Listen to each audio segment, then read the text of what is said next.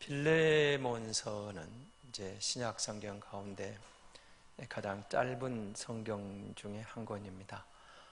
달랑 한 장으로 되어 있습니다. 그리고 잘 알고 계시는 대로 그의 옥중서신 네 권 중에 한 권입니다. 에베소서, 빌립보서, 골로새서, 그리고 빌레몬서를 가르쳐 바울 옥중서신 그렇게 말을 합니다. 바울이 로마에 있는 감옥에 있을 때 이 네 권의 편지를 쓴 것으로 되어 있습니다. 근데 빌레몬서는 사실은 빌레몬에게 개인적으로 보내는 서신입니다. 우리는 이미 내용을 잘 알고 있습니다. 그의 도망친 노예 오네시모를 형제로 받고 용서해달라는 바울의 간절한 부탁이 담겨 있는 서신이죠. 그래서 여러분, 이 편지를 보시면서 바울에 대한 이야기, 그리고 오네시모, 그리고 빌레몬을 보면서 이 빌레몬서는 정말 한 장밖에 안 되는 짧은 서신이지만 예수 믿는 그리스도인이 어떤 모습인가, 누구인가를 가장 잘 보여주는 서신이라 그렇게 할 수가 있는 서신서입니다. 바울은 여러분 히브리 사람입니다. 유대인인데 그는 성장하기는 헬라 배경에서 성장합니다. 이제 우리식으로 말하면은 지금 이제 미국 문화권에 있다, 영어 문화권에 성장한 사람, 한국 사람인데 영어 문화권에 성장한, 이렇게 이해하시면, 자, 히브리 민족인데 그 당시에 히브리인으로서 헬라 문화, 헬라 제국 안에 있는 그곳에서 성장했던 사람. 그러니까 그는 히브리어도 잘했고 헬라어도 잘한 사람으로 등장을 합니다. 그런데 여러분, 우리가 학자들은 고대 사회의 가장 큰 천재를 시저라고 그래요. 시저. 로마 황제 시저를 기억하실 겁니다. 그런데 나중에 다른 학자들은 이렇게 이야기합니다. 바울을 시저보다 더 천재 중에 천재라, 그렇게 말을 합니다. 그래서 이제 우리가 생각하기에 바울은 지금 저와 여러분이 보는 시각에서 보면은 영웅입니다. 믿음의 영웅, 믿음의 용사, 믿음의 용장. 그런데 초대교회 당시에 바울은 어떤 대우를 받았을까? 한번 여러분 생각해 보신 적 있습니까? 요즘 여러분 집에 피카소 그림 한 점 있으면 여러분은 적어도 어마어마한 부자가 될 수가 있습니다.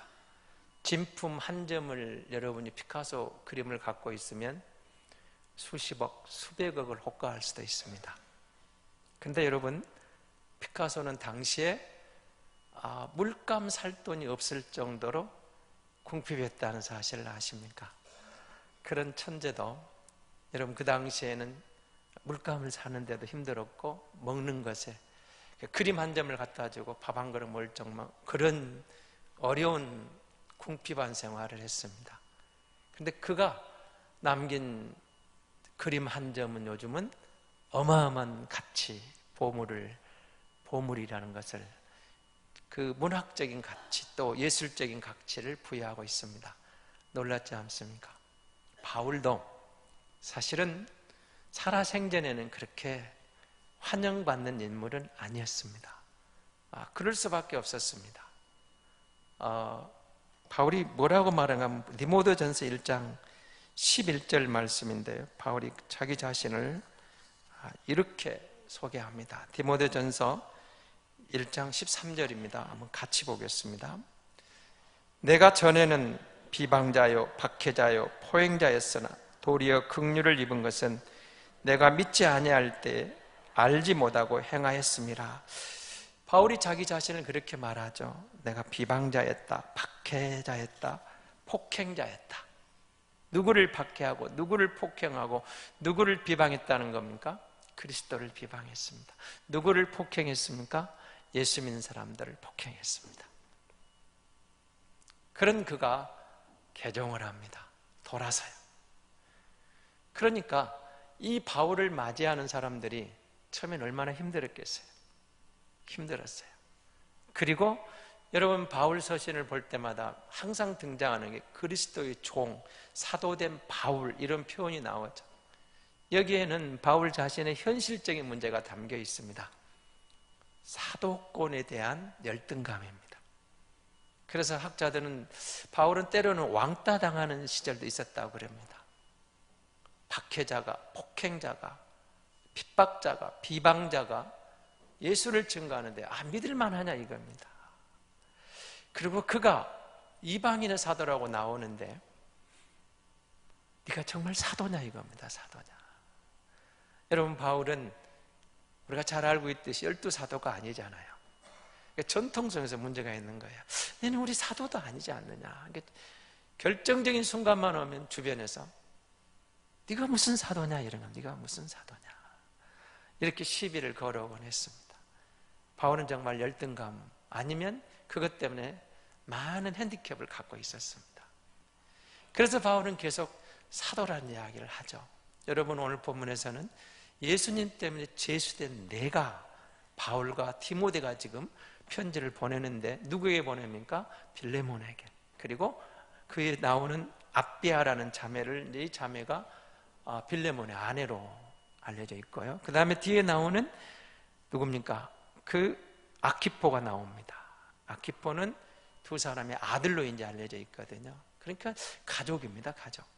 가족에게 편지를 보내고, 그리고 뒤에 나오는 그 가정 안에 있는 교회에 편지를 보냅니다.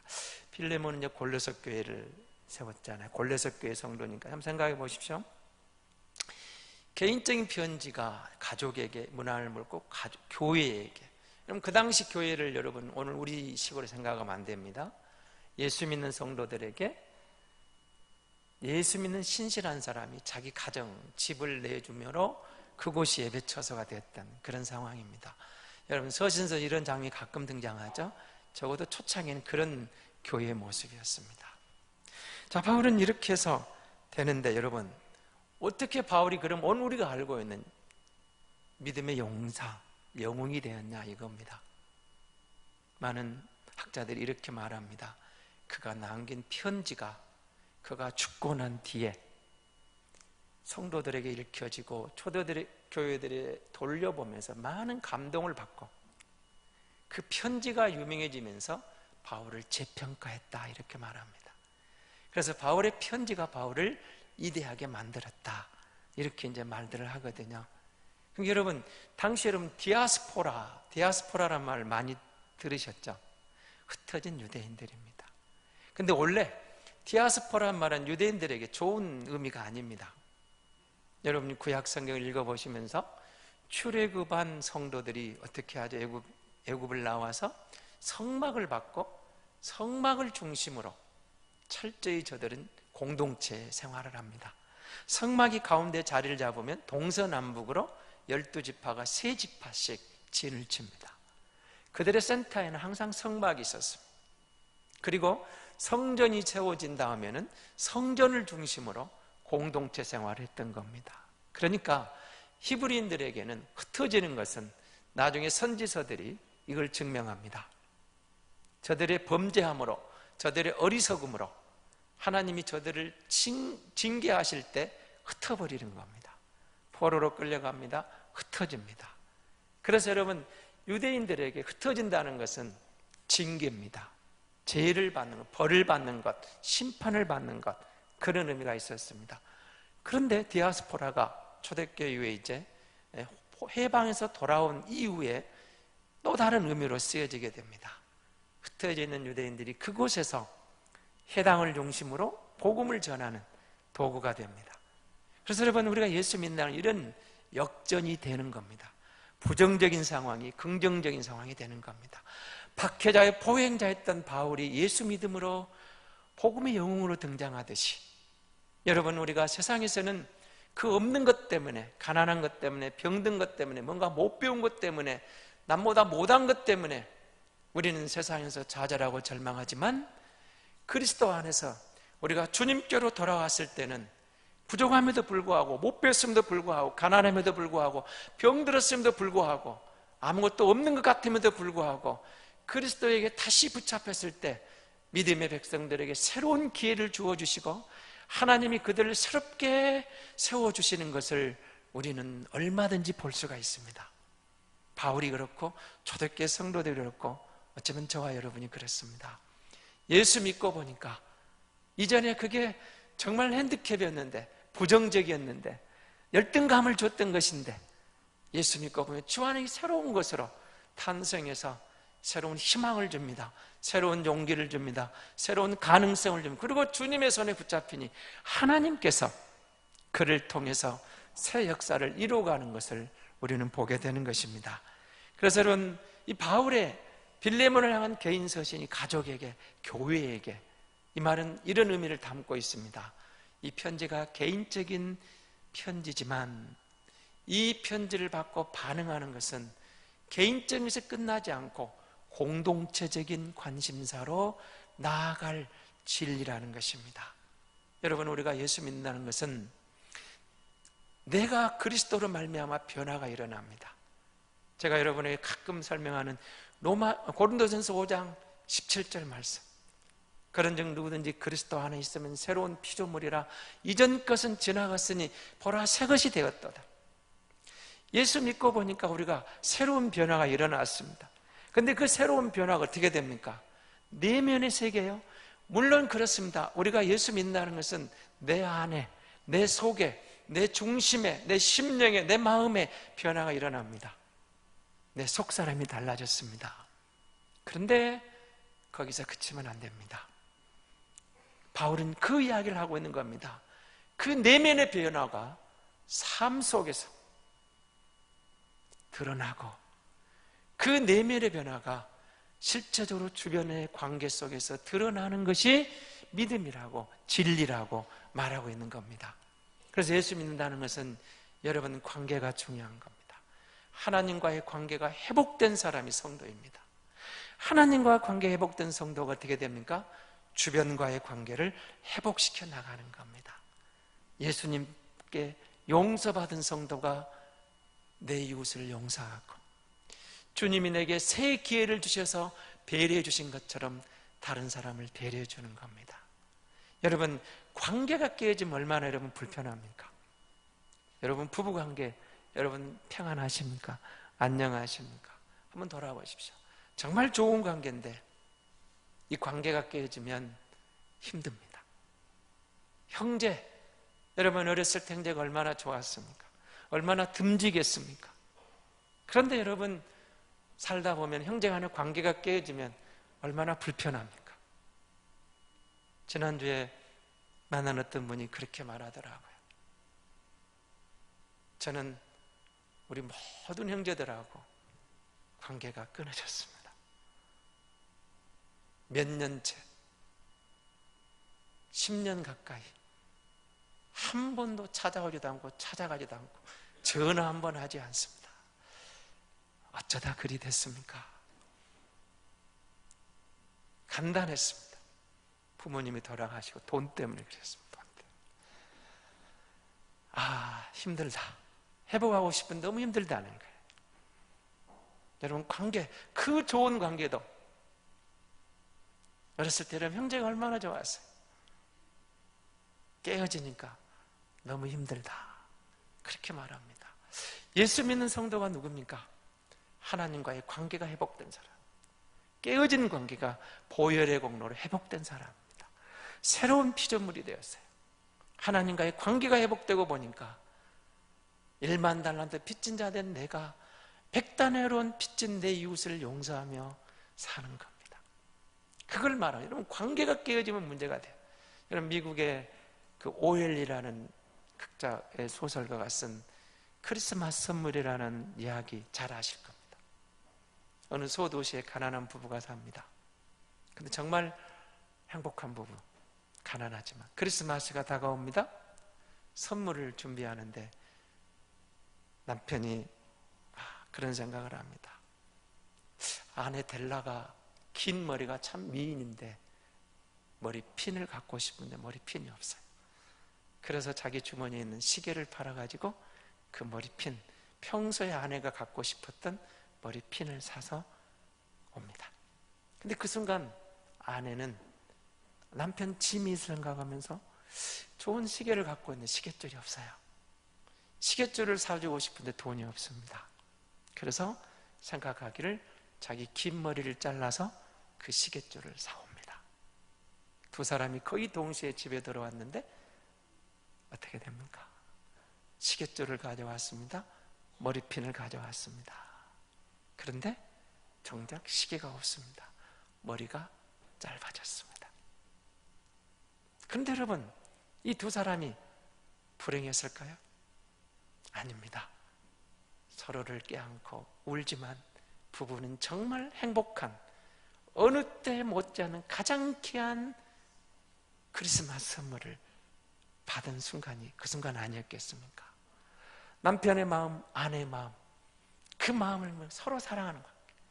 여러분, 이 아름다운 관계 속에서 이 부부는 그 순간이 가장 행복한 크리스마스였을 겁니다. 비록 시계가 없고 머리가 짧아졌어도 남편의 마음, 아내의 마음에 그 아름다운 무엇과도 바꿀 수 없는 사랑을 받은 겁니다. 이 아름다운 부부, 가난하지만 이들은 행복한 부부라고 말할 수 있었겠죠. 그렇습니다. 예수 믿는 성도가 누굽니까? 예수 믿고 하나님과의 관계가 회복되고 보니까 예수님 때문에 행복합니다. 그래서 여러분, 그 마음으로 주님과의 누리는 그 은혜를 이웃과 나누는 겁니다. 그래서 여러분, 관계 회복입니다. 여러분, 오늘 보면 6절을 한번 보시기 바랍니다. 이로써 내 믿음의 교제가 우리 가운데 있는 선을 알게 하고 그리스도께 이르도록 역사하느니라. 그러니까 빌레몬이 예수 믿고 이렇게 살았던 겁니다. 믿음의 교제, 믿음의 좋은 관계를 맺고 보니까 그를 통해서 하나님께, 그리스도에게 다가가도록 주님이 그를 쓰셨다는 거죠.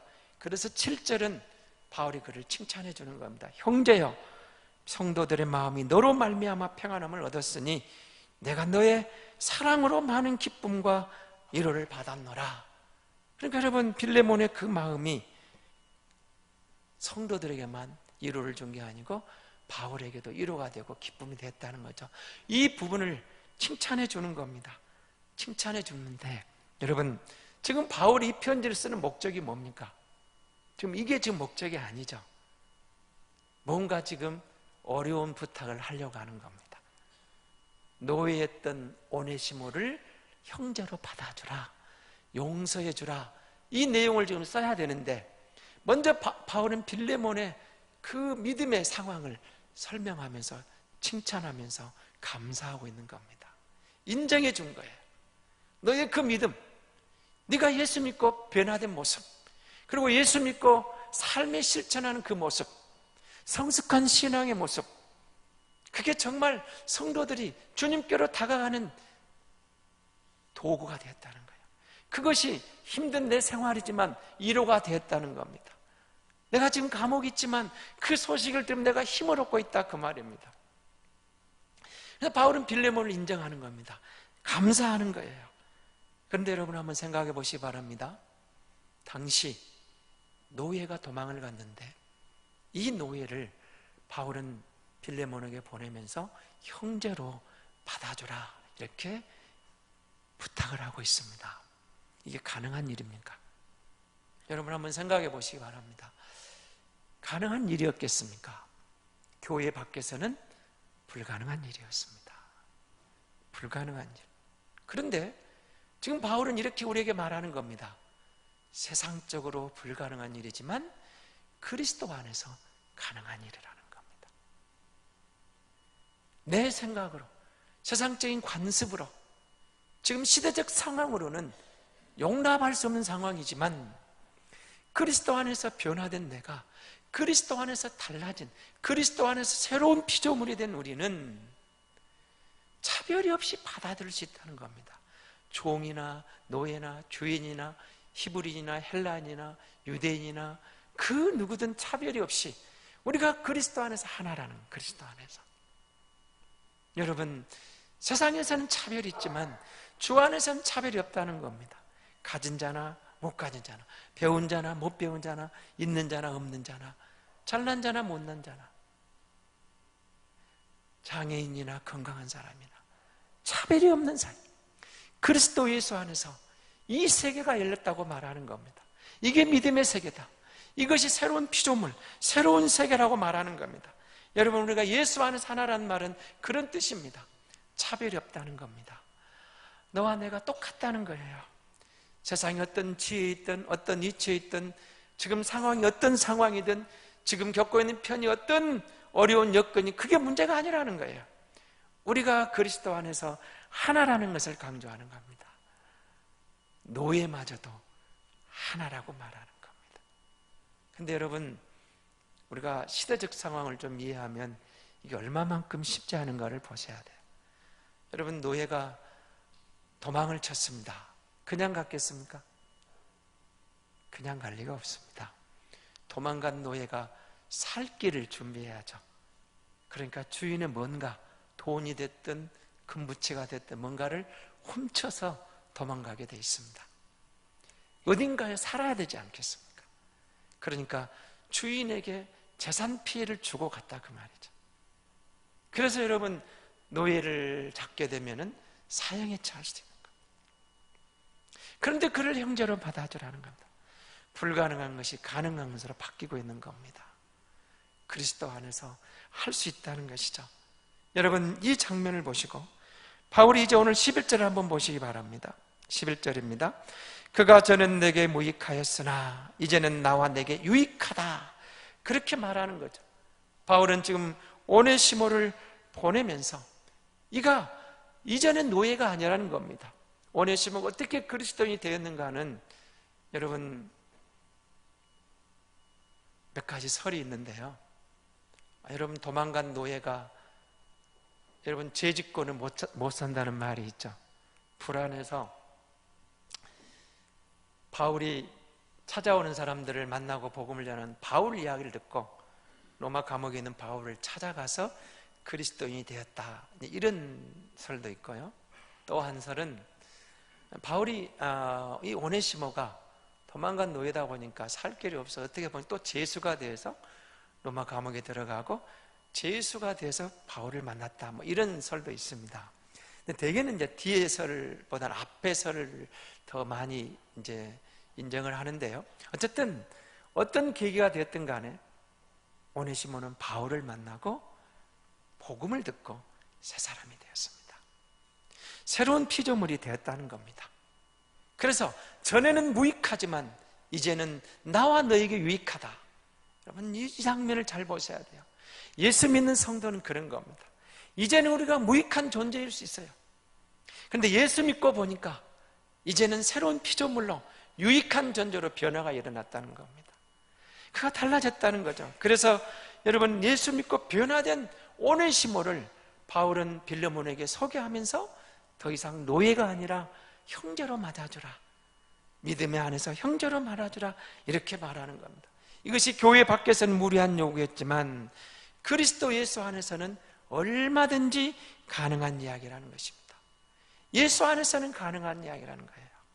여러분, 예수님이 우리를 하나님과 관계를 회복시키시고 우리 공동체 안에 새로운 관계를 회복시켜 주셨다는 사실입니다. 그리고 바울은 이 오네시모를 위해서, 이 한 영혼을 위해서, 한 사람을 위해서 편지를 쓰고 자기의 열정을 다하는 것을 보게 됩니다. 사실은 여러분, 이게 하나님의 마음입니다. 한 사람을 포기하지 않고 그를 위해서 최선을 다하는 것. 누가복음 15장에 그 유명한 세 가지 비유가 나오죠. 첫 번째 비유가 잃은 양입니다. 잃은 양. 99마리를 놔두고 한 마리 잃은 양을 찾아 나서는 주님의 마음, 하나님의 마음. 바울이 오네시모를 위해서 최선을 다하고 열정을 다하고 있는 이 마음이 바로 하나님의 마음이었던 겁니다. 여러분은 어떻게 생각합니까? 여러분 주변에 있는 그 누군가가 여러분을 힘들게 하는 그가 변화될 줄로 믿습니까? 아니면 사람은 본성은 변하지 않는다, 성품은 변하지 않는다, 그렇게 믿습니까? 바울은 이 빌레몬서를 통해서 우리에게 이렇게 이야기합니다. 사람도 예수님을 만나면 얼마든지 변할 수 있다. 무익한 존재가 유익한 존재가 있다. 우리가 너무 못 기다리니까 변화되는 것을 보지 못할 수 있다는 겁니다. 하나님의 마음으로 기도하고 열정을 가지고 기다려주고 사랑하면 변화할 수 있다는 것을 성경은 계속 증거하는 겁니다. 그래서 여러분, 저와 여러분이 누군가에게 용서하는 마음, 배려하는 마음, 이것이 그리스도인의 마음입니다. 바울은 여러분, 사도권 문제로 유대인 사회에 사실은 때로는 왕따 취급을 당했던 어려운 시절이 있었습니다. 사울이 복음을 전한다고 등장하니까 여러분 생각해 보세요. 제자들이 믿지를 못합니다. 다 떠나갑니다. 근데 그때 누가 나옵니까? 바나바가 등장합니다. 바나바가 바울을 변호합니다. 같이 동력을 이루어줍니다. 여러분, 이 상황은 여러분 바울이 경험한 상황이에요. 자기가 힘들 때, 어려울 때 바나바가 자기에게 마음을 쓰고 자기를 믿어주고 자기와 함께 해줌으로 오늘의 바울이 있었던 겁니다. 그래서 그는 그 바나바에 의해서 새 힘을 얻었던 거죠. 그런데 여러분, 오네시모가 어떤 역할을 한 줄 압니까? 그 당시 여러분 안디옥 교회의 초대 감독이었던 이그나티우스라는 그 감독이 쓴 편지에 이런 글이 나옵니다. 그때 에베소 교회 감독이 오네시모였다고 합니다. 근데 여러분, 이 오네시모가 만약 여러분 빌레몬서에 등장한 오네시모를 한번 생각해 보시기 바랍니다. 바울의 개인적인 빌레몬을 향한 개인 편지가 어떻게 신약 성경의 정경으로 들어왔느냐? 개인 서신인데 어떻게 개인 서신이 우리에게 신약 정경으로 들어왔느냐? 그래서 이 부분을 이렇게 설명합니다. 오네시모가 개인적으로 그 편지를 갖고 있다가 그 당시 초대교회가 이 바울 서신 전집이라는 바울 서신을 모아가지고 성도들이 교회가 둘러보면서 돌로보고 같이 보고 은혜를 나눴다는 거예요. 근데 그러다가 그 편지들이 정경으로 들어오는데 이때 오네시모가 이 편지를 집어넣었다는 이런 말들을 합니다. 그럼 여러분 생각해 보십시오. 그냥 베푼 것 같은데 내가 바나바를 생각하고 나의 어려움을 생각했던 그때를 돌아보고 오네시모에게 베풀었는데 그 오네시모가 여러분 바울이 믿음의 영웅이 되는데 한 역할을 했다는 사실입니다. 여러분 보십시오. 누군가에게 배려했더니 결국은 자기에게 돌아오더라, 그 말입니다. 그래서 여러분, 신앙이란 그런 것입니다. 바울이 빌레몬서를 통해 우리에게 하고 싶은 말은 그 말입니다. 사람도 달라질 수 있다, 변화할 수 있다. 그래서 여러분, 우리가 정말 바나바와 같은 그런 착한 사람이 바울의 그 일어서는데, 바울이 사도로서 이방인의 사로 역할을 감당하는데 도움을 주어서 오늘의 바울이 있게 한 것처럼, 여러분 바울이 오네시모를 인정해 줬을 때, 오네시모를 변호해 줬을 때, 오네시모를 추천했을 때 빌레몬이 그를 받아주고 오네시모가 감독으로 쓰임받고 또 바울을 위해서 뭔가 했다는 사실입니다. 사랑하는 성도 여러분, 저와 여러분에게도 이런 용서와 배려가 필요한 삶이지 않겠습니까? 어쩌면 우리 주변의 그 누군가도, 바로 여러분 곁에 있는 그 누군가도 이런 배려가 필요한 사람인지 모릅니다. 성도는 그런 사람입니다. 용서받았기에 용서하고, 누군가가 나를 배려해서 오늘의 내가 있는 것처럼 다른 사람을 배려함으로 그 사람을 세워주는 것이 그리스도인이라고 말하고 있는 겁니다. 여러분, 이런 그 글이 있습니다. 한 음식점을 경영하는 부부가 이제 마감 시작이 돼서 이렇게 거의 다들 무렵에 초라한 새 아이가 등장을 합니다. 두 동생을 데리고 초라한 옷을 입은 여자아이가 머뭇거리다가 주방 옆에 와서 자리를 잡고 이렇게 말합니다. 아저씨, 짜장면 2개만 주세요. 그러니까 옆에 있는 여동생이 말합니다. 왜 언니는 안 먹어? 그러니까 나는 점심을 많이 먹었어. 그럼 옆에 있는 남동생이 언니도 먹어, 누나도 먹어, 얼마나 맛있는데. 그러니까 아니 나는 점심도 많이 먹고 지금 배가 아파서 먹을 수가 없어. 그렇게 말하는 거죠. 그러니까 그 남동생이 이내 누나 이렇게 누나도 먹어 짜장면이 얼마나 맛있는데 아니 오늘 네 생일이니까 언니는 누나는 지금 너무 힘든 거야. 배도 아프고 점심 때 너무 많이 먹어서 탈이 났으니까 먹을 수가 없다고 2그릇만 시켰습니다. 그런데 이 이야기를 주방에 듣고 있던 그 주방의 부인이 사모님이 밖으로 뛰어나왔습니다. 이내야, 너 나 모르겠니? 아이가 알 리가 없죠. 엄마 친구야. 네가 어렸을 때, 너무 어렸을 때 봐서 모르는구나.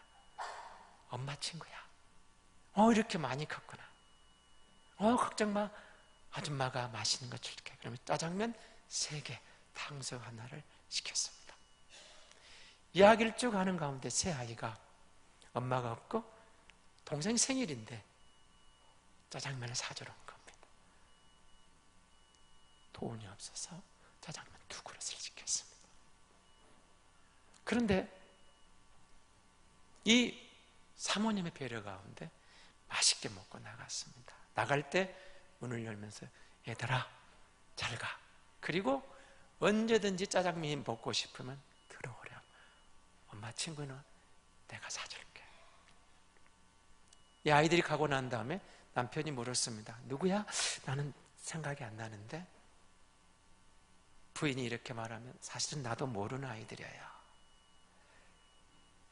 그런데 남루한 옷을 입고 동생 생일날 왔는데 돈이 없어 짜장면 2그릇을 시키는 그 아이를 보면서 가난하다고 그냥 주면 마음의 상처를 입을까 봐 엄마 친구처럼 다가가서 배려했다는 거죠. 그리고 그렇게 엄마 친구라고 하면 다음에 또 올 수도 있지 않겠어요? 상처를 주지 않고 사랑하기가 얼마나 어려운지 모릅니다. 소리 없이 아픔을 감싸준다는 것은 아름다운 일입니다. 따뜻한 배려가 마음을 움직입니다. 하나님의 마음이 우리에게 찾아오셔서 예수 믿게 하고 우리를 새롭게 하셔서 하나님이 우리를 회복시켜 주셨듯이 사람은 용서받아야 되고 사람은 배려받음으로 다시 일어설 수가 있다는 겁니다. 그리스도인이라는 누구인가? 교회의 공동체란 무엇인가를 바울은 이 빌레몬서를 통해서 우리에게 역설하고 있는 겁니다. 사랑하는 성도 여러분, 우리가 그리스도 안에 새로운 피조물이 되었습니다. 우리가 용서받았습니다. 누군가가 나를 배려했기 오늘의 내가 있습니다. 주 안에서 우리가 변화된 사람들입니다. 새로운 피조물이 되었습니다. 누군가를 용서하고 누군가를 배려할 때 나의 그 작은 관심, 나의 작은 배려가 그 마음을 움직이고 그를 새롭게 하고 그를 일으켜 줄 줄로 믿습니다. 그리고 하나님은 그것을 우리 교회에 저와 여러분에게 기대하고 계신 줄로 믿습니다. 우리가 이 시대의 그리스도인입니다. 세상이 교회를 보고 있습니다. 세상이 우리를 보고 있습니다. 우리가 얼마나 달라진 사람들인지 용서하고 배려할 때 하나님께서 우리 교회를 저와 여러분을 쓰셔서 영광을 받으시고 역사하실 줄 믿습니다.